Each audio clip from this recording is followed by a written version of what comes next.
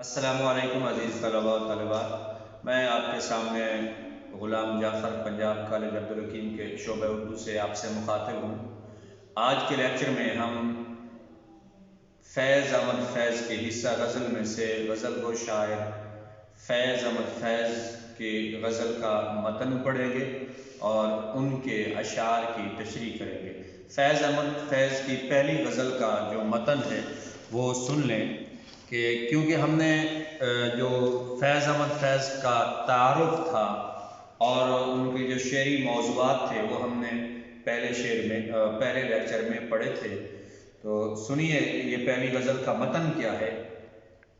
نہ گواؤ ناوا کے نیم کش دل ریزہ ریزہ گوا دیا، نہ گواؤ ناوا کے نیم کش دل ریزہ ریزہ گوا دیا، جو بچے ہیں سنگ سمیٹ لو تن داغ داغ لٹا دیا، میرے چارہ گر کو نوید ہو صف دشمناں کو خبر کرو، وہ جو قرض رکھتے تھے جہاں پر وہ حساب آج چکا دیا، کرو کجبی پہ سر کفن میرے قاتلوں کو گمان نہ ہو، کرو کجبی پہ سر کفن میرے قاتلوں کو گمان نہ ہو، کہ غرور عشق کا بانک پن پس مرگ ہم نے بھلا دیا، ادھر ایک حرف کے کشتنی یہاں لاکھ عذر تھا گفتنی، جو کہا تو سن کے اڑا دیا، جو لکھا تو پڑھ کے مٹا دیا، جو رکے تو کوہ گراں تھے ہم، جو چلے تو جہاں سے گزر گئے، رہے یار ہم نے قدم قدم تجھے یادگار بنا دیا۔ یہ فیض احمد فیض کی پہلی غزل کا متن تھا۔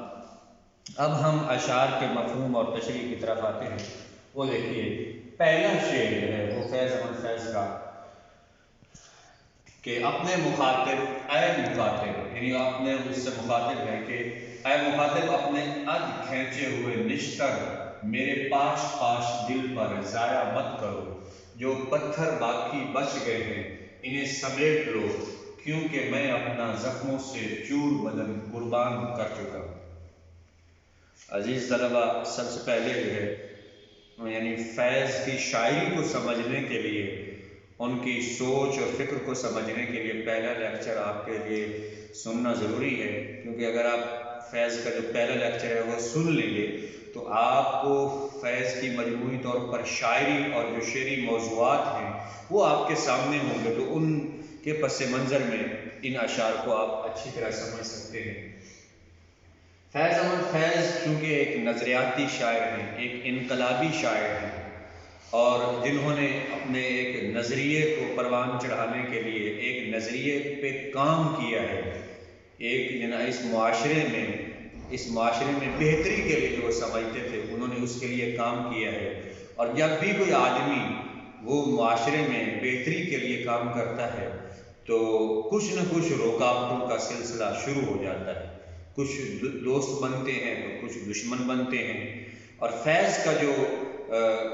یعنی نظریہ تھا وہ سرمایہ دارانہ نظام کے خلاف اعلان جنگ تھا، جاگیردارانہ نظام کے خلاف اعلان جنگ تھا،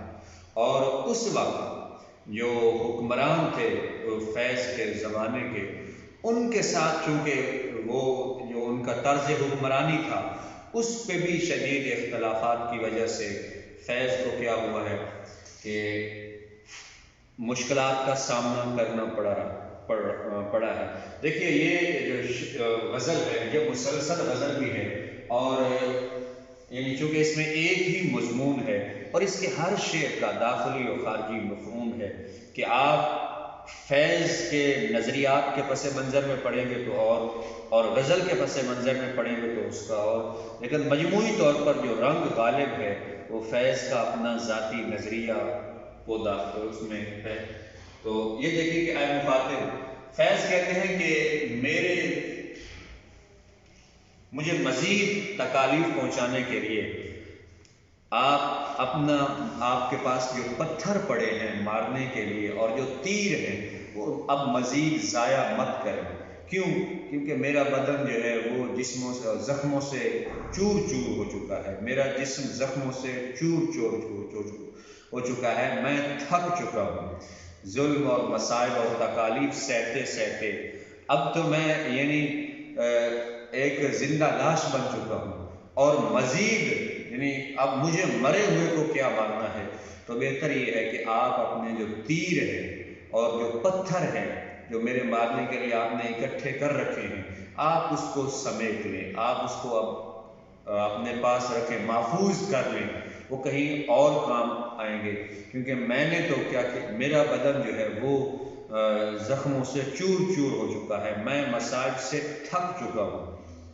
نظریات سے تھک چکا ہوں، اور مزید میرے اوپر اب آپ ضائع نہ کریں اپنے تیر اور اپنے پتھر،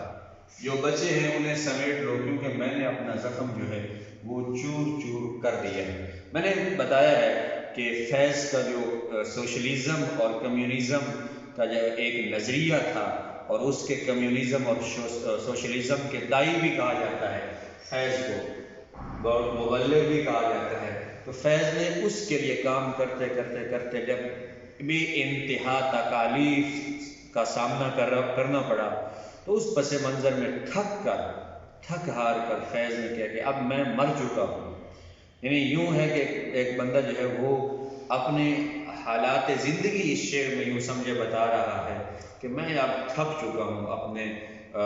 تمہارے مسائل کا سامنا کرتے کرتے، مشکلات کا، اور میرا جسم جو ہے وہ زخموں سے چور چور ہو چکا ہے، اور میں تو اب زندہ لاش ہوں، لہذا میرے اوپر مزید مجھے مرے ہوئے کو کیا ماریں گے آپ، یہ کہنا چاہتے ہیں،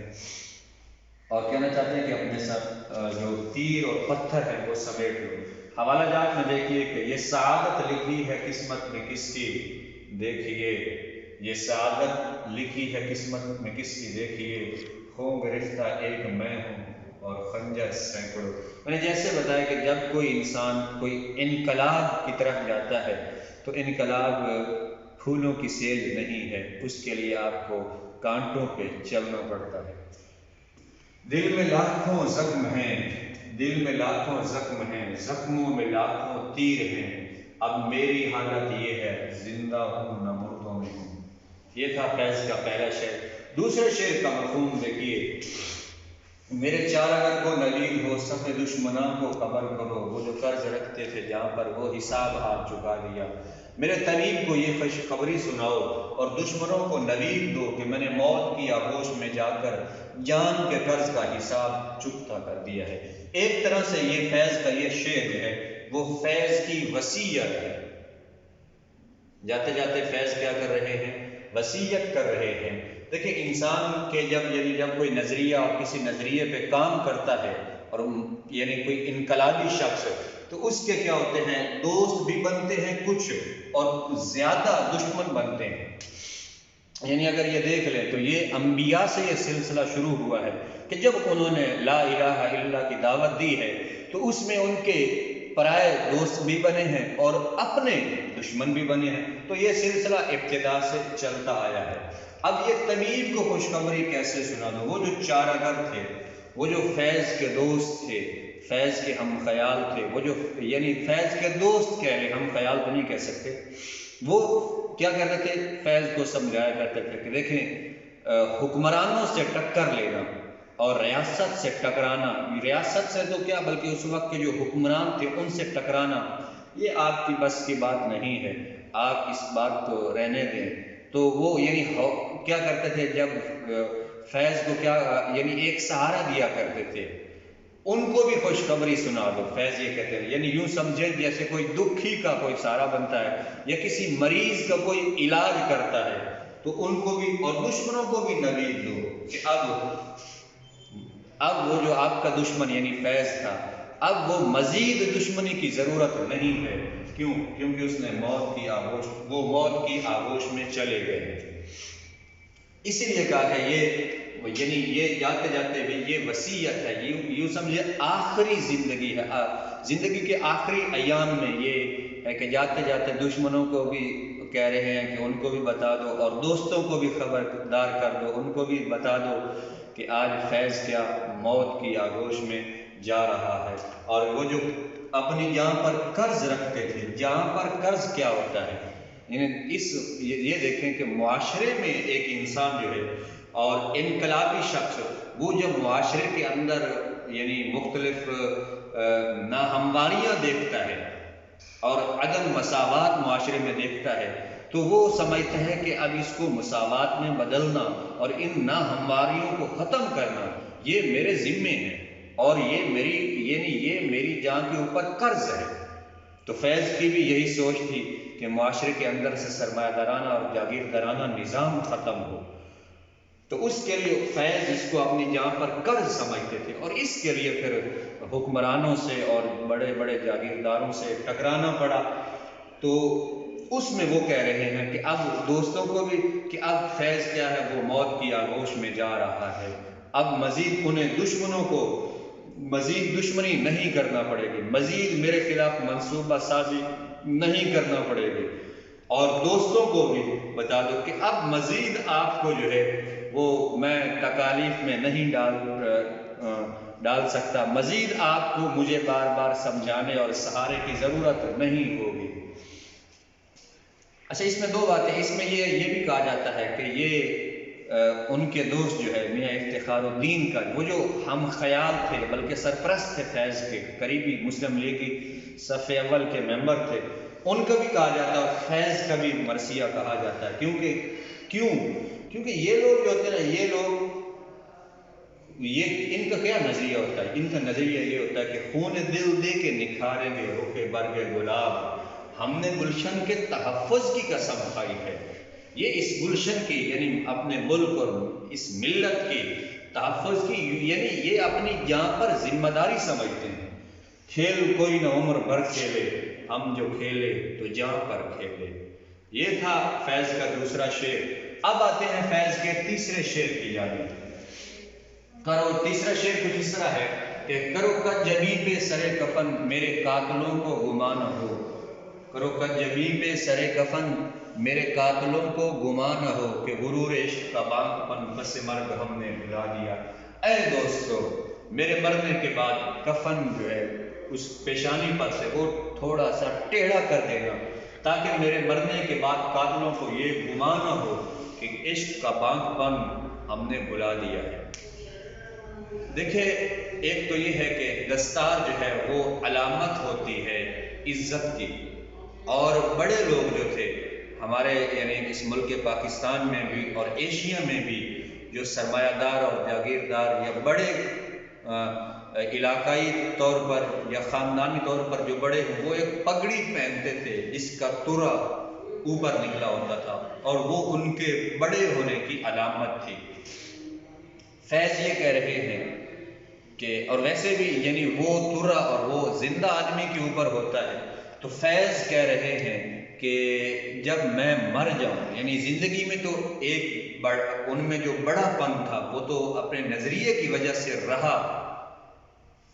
اب مرنے کے بعد بھی کہہ رہے ہیں دوستوں سے کہ جب میں مر جاؤں تو میرے مرنے کے بعد میرے کفن پر سے تھوڑے سے جو یعنی پگڑی ہے اس کا ترا جو ہے وہ اوپر نکال دینا، تاکہ میں مرنے کے بعد بھی مرنا نہیں چاہتا، میں مر کر بھی زندہ رہنا چاہتا ہوں، اور میں اپنے دشمنوں کو بتانا چاہتا ہوں کہ میں مر نہیں گیا بلکہ میں زندہ ہوں۔ اور اس کی علامت کیا ہے کہ وہ میری یعنی پگڑی کے اوپر جو ترا ہے وہ دیکھ لے۔ اب اس میں یہ دیکھیے کہ ابو جہل کو جب یعنی کیا گیا کرو، تو انہوں نے جب بچوں نے حضرت معاذ اور معوذ نے ان کو قتل کیا تو گردن اتار، انہوں نے کہا کہ میری گردن نیچے سے اتارے، اور تھوڑا یہ جب آپ لے جائیں اس کو لشکر میں تو یہ نیزے یا تلوار کی نوک پہ سب سے اوپر رکھنا، تاکہ اس وقت بھی لوگوں کو یہ پتہ رہے کہ وہ کسی سردار کا سر آ رہا ہے۔ فیض بھی یہی کہنا چاہتے تھے، یہ ایک مثال تھی، فیض بھی یہی کہنا چاہتے تھے کہ میں مرنے کے بعد میں مر کر دوں، اور یہ ایسے لوگ ہوتے ہیں، ہمارے اکابرین ایسے گزرے ہیں یعنی جن کے مرنے کے بعد بھی ان کے دشمنوں کے دل میں ان کا خوف باقی رہا ہے۔ یعنی آپ دیکھ لیں سلطان ٹیپو شہید یا دیگر اس طرح کے ہمارے جو بڑے مجاہد گزرے ہیں اور انقلابی گزرے ہیں، وہ مرنے کے بعد بھی دشمنوں کے دل میں ان کا ڈر اور خوف باقی رہا ہے۔ تو فیض بھی یہ کہنا چاہتے ہیں، میں بھی دشمنوں کو بتانا چاہتا ہوں کہ ہم مر کر بھی یعنی آپ نے ہمیں راستے سے اگر ہٹا بھی دیا ہے تو ہم راستے سے ہٹ نہیں گئے، بلکہ یعنی ہم نے اس کے مرنے کے بعد یہ نہیں کہ آپ کا راستہ صاف ہو گیا ہے اور ہم نے آپ کی بات مان لی ہے، بلکہ نہیں، مرنے کے بعد بھی ہم اپنے نظریے پہ قائم اور قائم رہیں گے۔ اور وہ کیا کہ وہ، اور ہم نے مر جانا ہے، ہم اس کی بات جانتے ہیں، ہم نے جو قدم اٹھایا ہے اور ہم نے جو نظریہ بنایا ہے اس میں وہ جانتے ہیں کہ حق پرستی کی سزا جانتا ہوں، اس میں چھینتی ہے قبا جانتا ہوں، اور کیا غرور گل بدن قائم رہے گا، غرور گل بدن قائم رہے گا، یہ اپنا بانگ پن قائم رہے گا، یعنی یہ جو ہمارا غرور ہے، عشق کا غرور جو ہے یہ باقی رہے گا۔ اور اگر ہم یعنی اس کو دیکھیں خارجی لحاظ سے تو اپنے محبوب سے بھی کہہ رہے ہیں اور بلکہ اپنے رقیبوں سے کہہ رہے ہیں کہ ہمیں آپ نے راستے سے ہٹا نہیں دیا، اور اگر ہم نے ہمیں ویسے اگر ہم آپ نے محبوب جو ہے وہ اس کے حصول کے لیے آپ نے ہمیں جان سے مار دیا ہے تو ہم، یا آپ یہ کہیں کہ ہم اپنے تمہارے ظلم اور یعنی رقیب کے ظلم کی وجہ سے اور ان مسائل کی وجہ سے ہم اپنے محبوب کو بھول چکے ہیں اور ہم نے اپنا عشق ختم کر دیا ہے، نہیں، وہ عشق کا غرور اور بانگ پن وہ اب بھی ہمارے عشق میں۔ چوتھا شعر دیکھیے اس کا، ادھر ایک حرف پہ کشتنی، یہاں لا گزر تو گفتنی، جو کہا تو سن کے اڑا دیا، جو لکھا تو پڑھ کے مٹا دیا۔ مفہوم دیکھیے جی کہ مخالفین کے نزدیک میرا ایک ایک لفظ واجب القتل ہونے کی دلالت کرتا ہے، جبکہ میرے پاس بھی لاکھ دلائل ہیں جو وہ سنے انسنے کر دیتے ہیں اور جو میں لکھ کر بھیجتا ہوں تو وہ پھاڑ دیتے ہیں۔ دیکھیں راولپنڈی قتل کیس جو لیاقت باغ میں یا ایوب خان کے خلاف جو سازش ہوئی تھی اس میں فیض کو 4 سال جیل کاٹنا پڑی، اور یہ یعنی دیکھیں جو آمریت ہوتی ہے اس کو جو انقلابی یا شعراء ہوتے ہیں وہ کبھی قبول نہیں کرتے، اور ویسے بھی یعنی آمریت یہ تو جو ہمارے ملکی قوانین ہیں ان کے بھی خلاف ہے، اور کیسے قبول کیا جائے کہ ایک ہی بندہ جو ہے وہ جس کا کام سرحدوں کی حفاظت کرنا ہے اور وہ ملکی نظام سنبھال لے تو اس کے خلاف اٹھنا اور اس کے خلاف لکھنا یہ شعراء کا شروع سے رہا۔ تو فیض چونکہ انقلابی تھے اور ان کو للکارنے والے تھے اور ان کی حکمرانی کو چیلنج کرنے والے تھے، تو مختلف جس طرح ہوتا ہے کہ صاحب اقتدار لوگ جو ہوتے ہیں وہ اپنے دشمنوں کو راستے سے ہٹانے کے لیے مختلف مقدمات میں پھنسا کے جیل میں ڈال دیتے ہیں، تو یعنی ایسے نہ کردہ جرموں کی وجہ سے یا جو صرف ان کے نزدیک جرم ہوں ان کی بنا پر انہیں جیلوں میں ڈال دینا۔ تو فیض وہاں بھی کہہ رہے ہیں کہ میں جب لکھتا تھا تو میرا ایک ایک نظم اور ایک ایک شعر اور ایک ایک مصرع اور اس کا پھر ایک ایک لفظ وہ ان کے دل پہ خنجر کی طرح لگتا تھا، کانٹوں کی طرح چبھتا تھا ان کے دلوں پہ میرا ایک ایک حرف، اور میرے ایک ایک حرف پہ وہ سمجھتے کہ اس بندے کو قتل کر دیا جائے، یہ قتل کا اس کا قتل اب واجب ہو چکا ہے۔ جبکہ اب میں اپنی صفائی میں کہ یعنی اب ان مقدمات کی اور اپنے صفائی میں کہ ان سازشوں میں میرا کوئی یعنی عمل دخل نہیں ہے، اس کے لیے میں لاکھ دلائل دیتا ہوں، لیکن وہ سنا کر دیتے۔ پھر میں اگر خطوط کے ذریعے دست تحسن یہ ہے، لیکن جو فیض کا دوسرا مجموعہ ہے وہ انہوں نے باقاعدہ جیل سے لکھا ہے، وہ کیا کرتے ہیں وہ لکھ کر یعنی اپنی صفائی کے لیے اگر میں انہیں خطوط کے ذریعے آگاہ کرتا ہوں تو وہ پھاڑ دیتے ہیں، وہ اس وجہ سے کہ یعنی لاکھ دلائل تو فیض کے پاس تھے، اب چونکہ دلائل کتنے بھی زیادہ ہوں جب نظریہ کی دشمنی ہو تو جس کو وہ براہ راست تو نہیں یعنی اس کو جیل میں ڈال سکتے تھے، تو اب کیا کہ انہوں نے اس کے پس منظر میں مختلف مقدمات، کہیں کوئی واقعہ ہوا تو نام ان کا ڈال کے ان کو مقدمات میں پھنسا کے جیل میں ڈال دیا۔ تو اس میں بھی وہ کہتے ہیں کہ میرے ایک ایک حرف پہ وہ مجھے واجب القتل سمجھتے تھے، اور پھر میں اگر اس پہ دلالت دیتا لاکھوں قسم کے دلائل ہوتے وہ سنا انسنا کر دیتے ہیں۔ وجہ کیا تھی؟ وجہ اور تھی۔ کیا وجہ تھی؟ کہ میں غلاموں کو دیا کرتا ہوں درس حریت، میں غلاموں کو دیا کرتا ہوں درس حریت، میرا پیشہ ہے بغاوت، باغی کہلاتا ہوں۔ یہ اصل جرم تھا، اس جرم کی پاداش میں جیلوں میں تھے۔ میری باتوں پہ غور کیا کرتے یعنی اپنے اگر دیکھیں غزل کے پس منظر میں تو رقیب کیا سنتا میری باتیں، یا جو محبوب ہے وہ میری باتوں کیا، کیونکہ ان کے دل میں تو اب رقیب، اس میں رقیب کی محبت پیدا ہو چکی تھی نا. تو جب محبت دل کسی کو قبول کر چکا ہے، پھر آپ کیا کریں، آپ یعنی اپنی طرف سے کوئی دلیل دیں تو کوئی نہیں سنتا. میری باتوں پر غور کیا کرتے، ان کو سننا ہی کچھ گوارا نہیں. یعنی کہ وہ غور تو دور کی بات ہے، وہ تو ہمیں سننا بھی پسند نہیں کرتے. 5واں شعر دیکھیے اس غزل کا آخری شعر. اگر ہم کہیں، اس کا مفہوم یہ ہے، اگر ہم کہیں راستے میں رکے تو ایک پہاڑ کی مانند تھے، اگر چلے تو جان قربان کر دی ہم نے، اسے اس راستے کو ہم نے یادگار بنا دیا. یہ وہ راستہ کون سا؟ وہ نظریاتی راستہ تھا. وہ کیا تھا؟ وہ اشتراکیت کا تھا، وہ کمیونزم اور سوشلزم کا جو ایک نظریہ تھا، اور حکمرانوں کو چیلنج کرنا، سرمایہ دارانہ نظام کے خلاف اعلان جنگ کرنا. اس نظریے کو فیض کہتے ہیں کہ ہم نے اس راستے پہ چل کے، ہم نے اس راستے کو ہی یادگار بنا دیا ہے. اور اگر رکے تو ایک پہاڑ کی مانی، یعنی اگر ہم رک گئے تو جیسے پہاڑ کا وزن ہے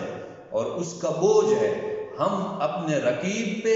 اور ہم اپنے دشمنوں پہ اس پہاڑ کی مانند ثابت ہوئے. لیکن اگر چلے گئے تو پھر ہم نے کیا کر دیا؟ جان تک قربان کر دی، کیونکہ ہمیں پتہ تھا کہ جس دھڑ سے کوئی مقتل میں گیا وہ شان سلامت رہتی ہے، یہ جان تو آنی جانی ہے، اس جان کی تو کوئی بات نہیں. السلام علیکم ورحمۃ اللہ وبرکاتہ.